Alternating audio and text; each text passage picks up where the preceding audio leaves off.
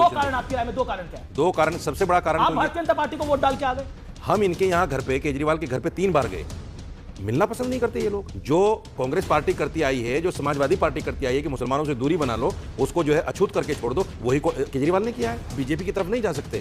आप बीजेपी की तरफ जाओगे, तुम्हारा वोट राइट छीन लिया जाएगा, तुम्हारी मस्जिदें बंद कर दी जाएंगी, तुम्हारे मदरसे बंद कर दिए जाएंगे। ये तमाम पार्टियां हमें कहकर हमसे डराकर वोट लेती हैं और हमें ही अछूत बना के छोड़ दिया। झूठा प्रचार कर रहे हैं। आरएसएस और भारतीय जनता पार्टी जो शब्द इस्तेमाल करती है वही कर रहे हैं। आपने मुसलमान को अपना वोट बैंक समझा हुआ है, मुसलमान को आप देना नहीं चाहते। ये क्या हो रहा है अजय लोग? साजिद रशीदी आपके लिए वोट करके आए हैं भारतीय जनता पार्टी के लिए, क्या हो रहा है? एक पूर्व मुख्यमंत्री, देश की तीसरे नंबर की पार्टी के राष्ट्रीय अध्यक्ष कह रहा है इस देश की एक संवैधानिक संस्था के बारे में, चुनाव आयोग मर गया है। चुनाव आयोग मर गया है? सफेद कपड़ा होता तो हम उन्हें भेंट करना चाहेंगे, कफन देना चाहेंगे चुनाव आयोग को। चुनाव आयोग को मारकर आप देश में लोकतंत्र बताना चाहते हैं। हेलो दोस्तों, स्वागत है आप सभी का आपके अपने YouTube channel the debate centre में। दोस्तों, आज की धमाकेदार डिबेट वीडियो में हम लोग देखने वाले हैं मौलाना साजिद रशीदी और समाजवादी पार्टी के प्रवक्ता को और कांग्रेस पार्टी के प्रवक्ता को। यह डिबेट दोस्तों दिल्ली इलेक्शन चुनाव को लेकर चल रही थी, क्योंकि दिल्ली इलेक्शन के चुनाव में मौलाना साजिद रशीदी बीजेपी को वोट डालकर आ जाते हैं और वह वीडियो बनाकर कहते भी हैं कि मैंने बीजेपी को वोट दिया है। इस पे समाजवादी पार्टी के प्रवक्ता कहते हैं कि आपने बहुत बड़ी गलती की है कि आपने बीजेपी को वोट दे दिया है। जिसके बाद डिबेट में अजय आलोक होते हैं जो समाजवादी पार्टी के प्रवक्ता को रेलते हुए हैं। तो दोस्तों, वीडियो बहुत ही मजेदार होने वाली है। आपसे अनुरोध है कि वीडियो को शुरू से लेकर अंत तक जरूर देखिएगा, तभी आप लोग को डिबेट का मजा आएगा। और अगर यह डिबेट आप लोग को पसंद आती है तो डिबेट को लाइक करके हमारे चैनल को जरूर सब्सक्राइब कर लीजिएगा। तो बिना किसी देरी के आइए पहले मेन वीडियो को स्टार्ट करते हैं। चलो भाई, देखो अब मैं क्या करता हूँ। ये जितना भी अपने आप को कहते रहें, आप मुस्लिम महलों को जाकर देख लीजिए। इवन जो पुरानी दिल्ली है, जिसको लोग दूर दूर से देखने आते हैं, वहां सड़कों की नालियों के दो कारण आपकी राय में, दो कारण क्या है? दो कारण, सबसे बड़ा कारण आप भारतीय जनता पार्टी को वोट डाल के आ गए। नहीं, सबसे बड़ा कारण ये है, सबसे बड़ा कारण आप देखिए, इमाम जो है दिल्ली के, वो इमाम जो है सुपर पावर होती है मुसलमानों की। इमाम जो आगे खड़े होकर नमाज पढ़ाता है, उसके पीछे सैकड़ों लोग नमाज। हम इनके यहाँ घर पे, केजरीवाल के घर पे 3 बार गए। मिलना पसंद नहीं करते ये लोग। इमाम लोगों से भी मिलना पसंद नहीं करते। दूसरी बात सुनिए, मैं बता रहा हूँ वही। आप इनसे पूछिए ऋतुराज जी से कि दिल्ली के अंदर जितने भी मुस्लिम बहुल इलाके हैं, केजरीवाल जी ने कितने प्रोग्राम किए वहाँ? एक भी प्रोग्राम नहीं किया। जो कांग्रेस पार्टी करती आई है, जो समाजवादी पार्टी करती आई है कि मुसलमानों से दूरी बना लो, उसको जो है अछूत करके छोड़ दो, वही को केजरीवाल ने किया है। ठीक है। मैंने जो बीजेपी को वोट किया है उसका एक कारण है। सर एक मिनट, जब आप बोले मैं नहीं बोला, सुनिए एक मिनट, सुन लीजिए बोलते हैं बैठ करके। अरे सुन लीजिए भाई, सुन लीजिए।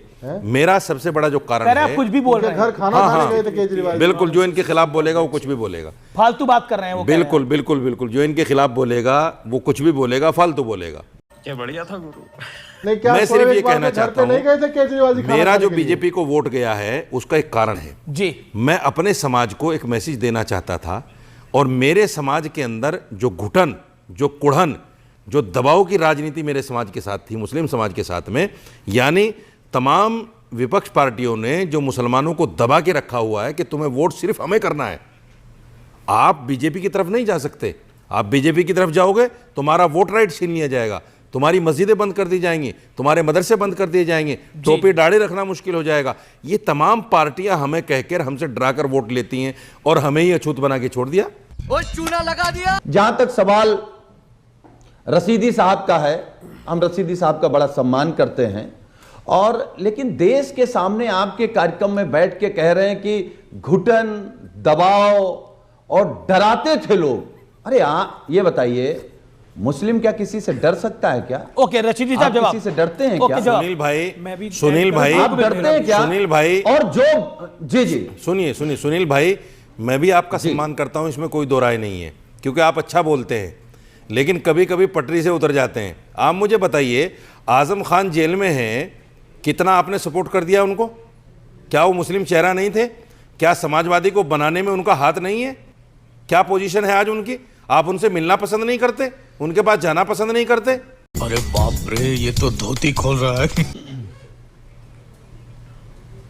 अच्छा, मैं जवाब दे दूं अमीश भाई? हाँ, दीजिए। जी, सुनिए। देखिए, ये सच है कि ये सच है अमीश भाई कि आजम साहब ने, नेताजी ने मिल करके इस पार्टी को बनाया है और कई बड़े नेताओं ने मिल करके इस पार्टी को बनाया है। यहां तक लाने में आजम साहब का और बहुत नेताओं का बड़ा योगदान है।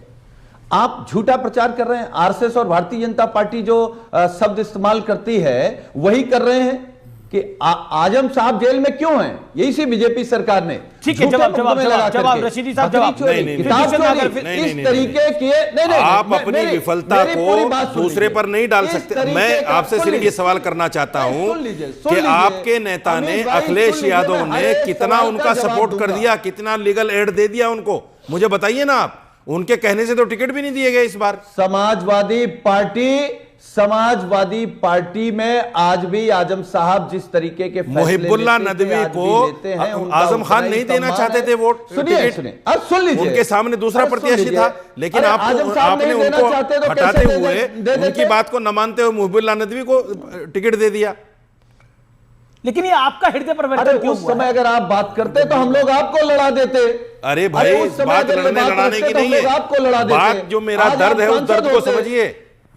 आपने मुसलमान को अपना वोट बैंक समझा हुआ है, मुसलमान को आप देना नहीं चाहते कुछ भी। ये सारी पार्टियों की दशा है, सारी पार्टियों की। मैं कांग्रेस को भी कह रहा हूं।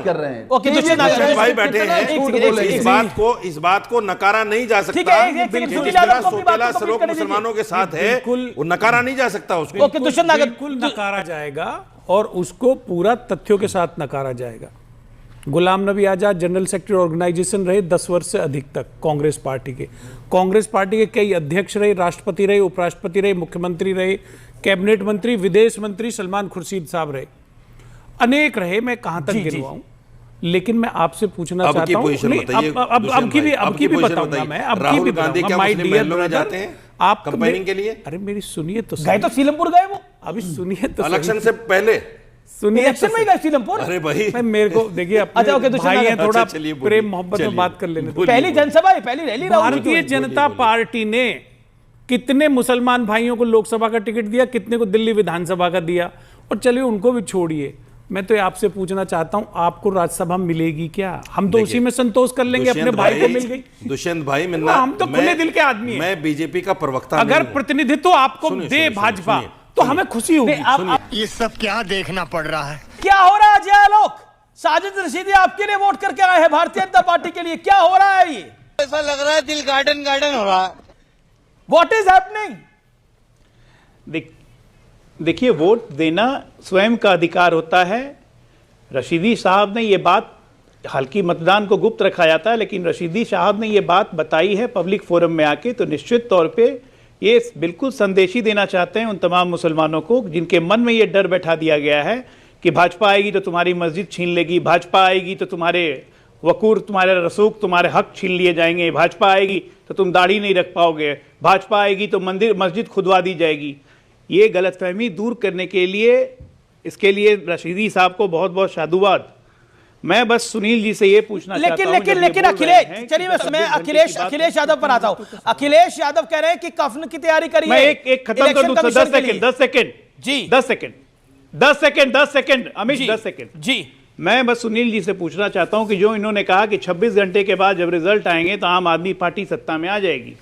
आप उत्तर प्रदेश का जो चुनाव है, उपचुनाव, वो भी आप जीत जाएंगे, तब क्या चुनाव आयोग जिंदा हो जाएगा? आप सोचिए कि लोकतंत्र में कितनी घटिया बात है ये कि एक पूर्व मुख्यमंत्री, देश की तीसरे नंबर की पार्टी का राष्ट्रीय अध्यक्ष कह रहा है इस देश की एक संवैधानिक संस्था के बारे में चुनाव आयोग मर गया है, और पूरे विपक्ष से किसी ने इसका प्रतिकार नहीं किया। ओके, सुनील यादव, और उसके बाद हम बात करते हैं संविधान खतरे में, संविधान खटाखट। सुनील यादव, मतलब इलेक्शन, मतलब अगर आम आदमी पार्टी चुनाव नहीं जीत रही है, समाजवादी पार्टी चुनाव नहीं जीत रही है, तो इलेक्शन कमीशन मर गया है। अब लोकसभा के अंदर तो आपकी 37 सीटें आई थी, तब चुनाव आयोग जिंदा हो गया था, सर पर दौड़ रहा था, यही राजीव कुमार सही आदमी था। अच्छा अमीश भाई, आप लोग तुरंत परसेप्शन बना लेते हैं। हमारे नेता ने क्या बात कही कि समाजवादी पार्टी और मैंने खुद चुनाव आयोग को 500 शिकायतें की, एक भी शिकायत पर उसने एक्शन नहीं लिया। 500 शिकायत करने के बाद अगर एक पर भी एक्शन नहीं, इसका मतलब मर गया चुनाव आयोग। समाजवादी तो पार्टी नहीं ने ठीक भेजा लगी होंगी सफेद चुनाव कपड़ा। आयोग को शिकायतें अब आपकी। चुनाव- नहीं चुनाव- मेरा पॉइंट है कि चुनाव चुनाव आयोग को आपकी शिकायतें चुनाव नहीं ठीक आयोग- लगी होंगी, सुन लीजिए, लेकिन अरे ये सुन कहा लीजिए, जाएगा कि सुन लीजिए, अखिलेश जी, सुन एक लीजिए। सुनील जी सुनिए, मतलब अखिलेश जी 500 की कहेंगे 500, अखिलेश जी कहेंगे 500 की कि चुनाव 500 आयोग नहीं मर अच्छी गया है, लगी। सफेद आपने कपड़ा आइडिया सुना? होता तो हम उन्हें आपने भेंट करना आइडिया चाहेंगे, सुना? कफन देना चाहेंगे आपने चुनाव आयोग को। आइडिया- चुनाव आयोग आपने को आइडिया मारकर सुना आप है? देश में लोकतंत्र बचाना चाहते हैं। आपने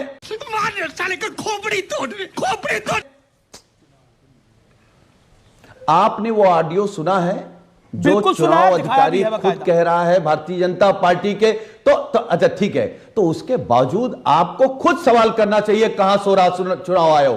वो सो रहा कि मर गया चुनाव आयोग? यह सवाल समाजवादी पार्टी के साथ साथ अमीश देवगन को पूछना चाहिए था कि चुनाव आयोग जिंदा है या मर गया।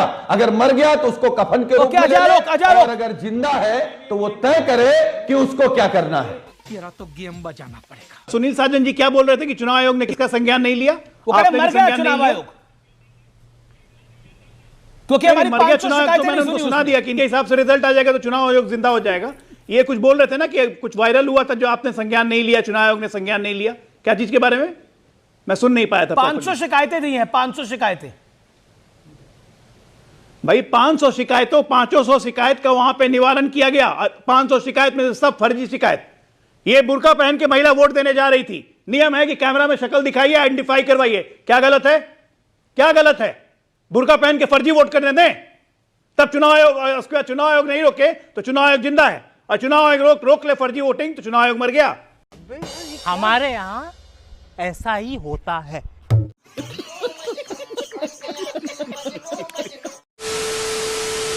दोस्तों वीडियो में अंत तक बने रहने के लिए आप लोगों का धन्यवाद। आज की इस डिबेट वीडियो में आप लोगों ने देखा किस तरह अजय आलोक और साजिद रशीदी ने मिलकर समाजवादी पार्टी के प्रवक्ता को जमकर रेला। तो दोस्तों उम्मीद करता हूँ वीडियो आप लोग को पसंद आई होगी। अगर वीडियो आप लोग को पसंद आती है तो वीडियो को लाइक करके हमारे चैनल को जरूर सब्सक्राइब कर लीजिए, और इस डिबेट के बारे में आपकी जो भी राय है हमें कमेंट करके जरूर बताइए। तो मिलते हैं आप सबसे एक और मजेदार वीडियो के साथ। तब तक के लिए आप अपना और अपने पूरे परिवार का ख्याल रखिए। जय हिंद, जय भारत।